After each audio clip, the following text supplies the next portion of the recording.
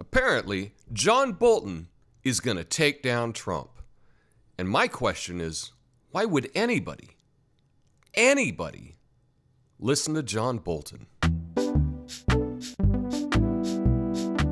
Hi, thanks for watching today. I want to talk about John Bolton because he's been in the news recently, and shockingly, a lot of people on the left are rallying behind John Bolton.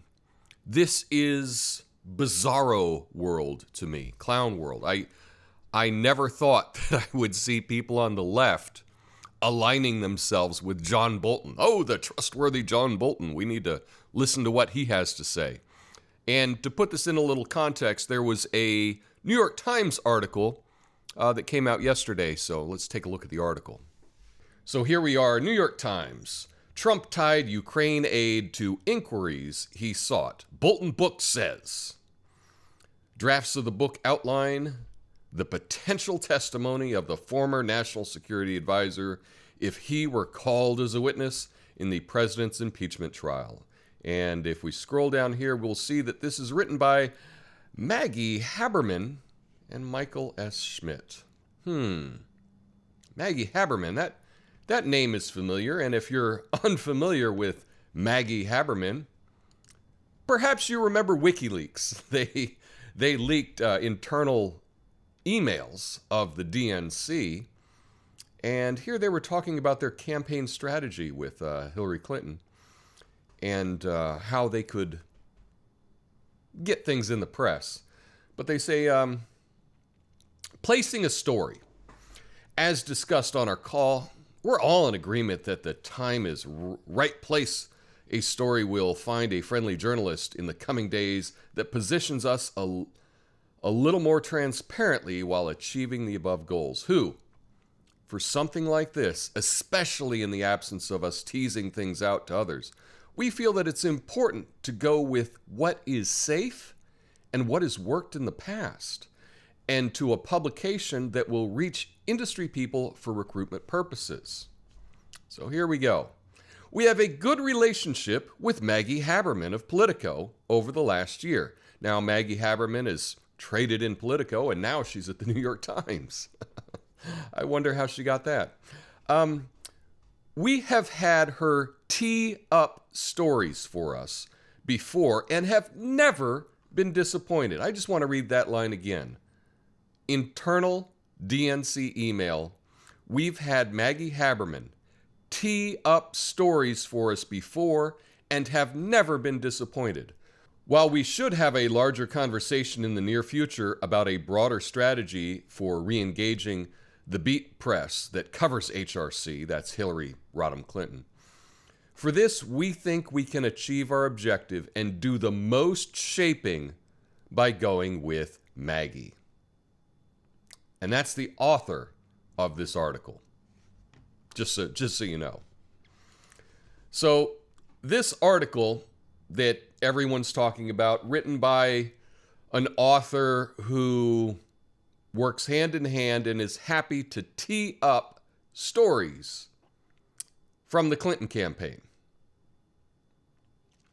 I wouldn't put a lot of faith in this story, but yeah, I don't even care what it says.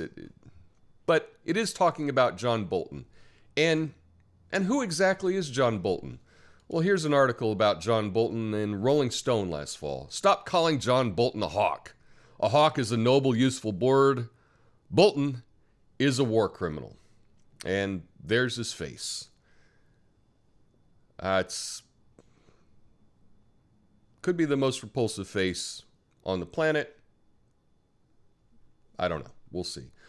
John Bolton, by contrast, is a war criminal, a man better described as a black-pilled, death-worshipping ghoul drenched in the blood of Muslim children that compared to an elegant specimen of the family Accipitridae. Here's my Latin, not great. Accipitridae. If there were justice in the world, Bolton would be handed over to the Iraqi government, perhaps for them to do as the Israelis did to Eichmann. He's not an international pariah on par with Rumsfeld or Rove, but he's easily as culpable as Wolfowitz, Pearl, Faith, or Libby in the fraudulent invasion and catastrophic occupation of Iraq, a disaster that eventually spilled over into Syria and now has people literally fleeing into the ocean.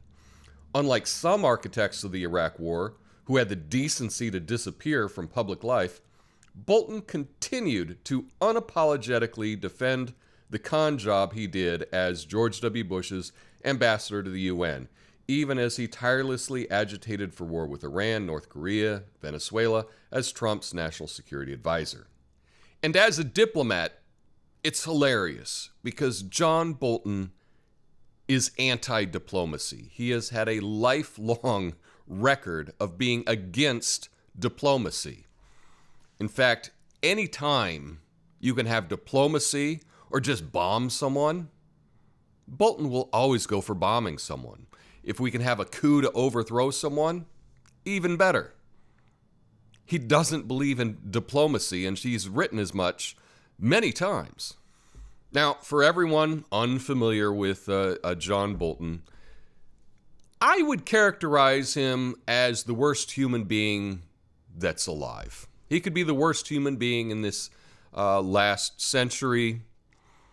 I don't know, you could compare him to Osama bin Laden, but I mean, if you look at the death toll, right, Bolton has been responsible for way more deaths than Osama bin Laden.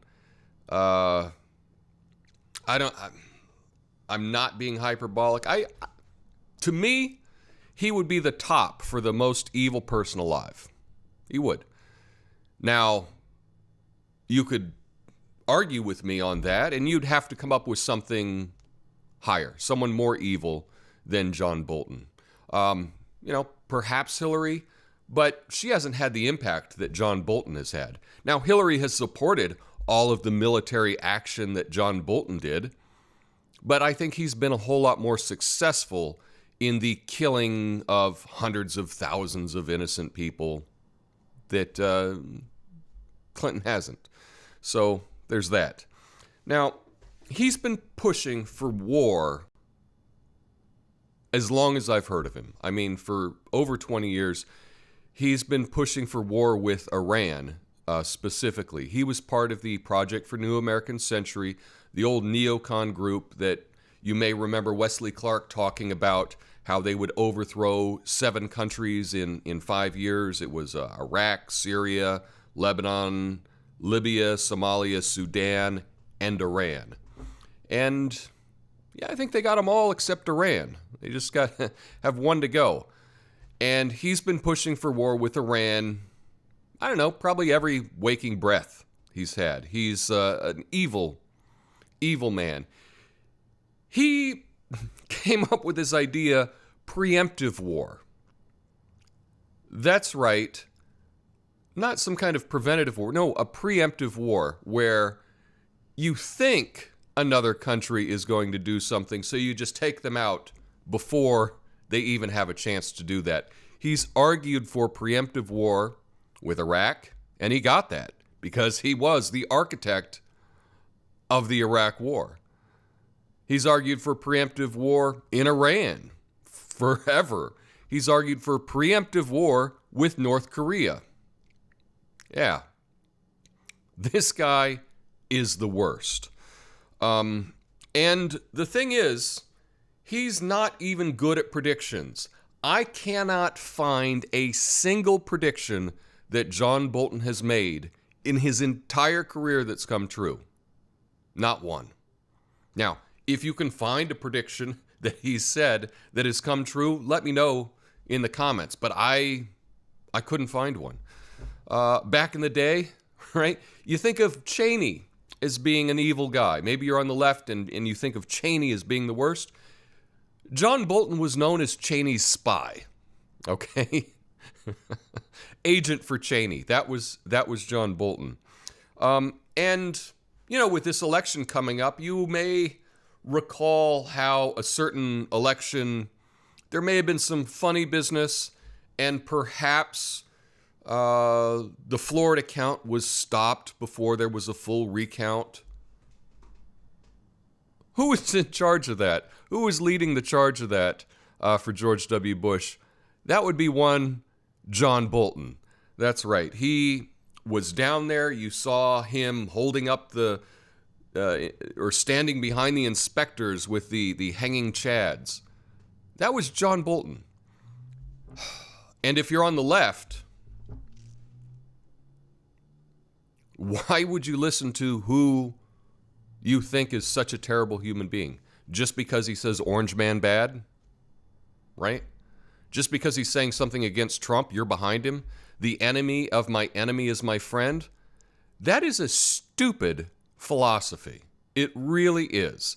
And that has caused us so many problems in the Middle East because we keep doing that. Oh, we don't like this group, so we'll arm their enemy. And then what happens? A few years later, who we've just armed is attacking the U.S. And it's happened over and over and over again because of this philosophy, the enemy of my enemy is my friend. If someone's my enemy, they're my enemy. That's it. It's that simple. And frankly, John Bolton's my enemy. I will celebrate. Well,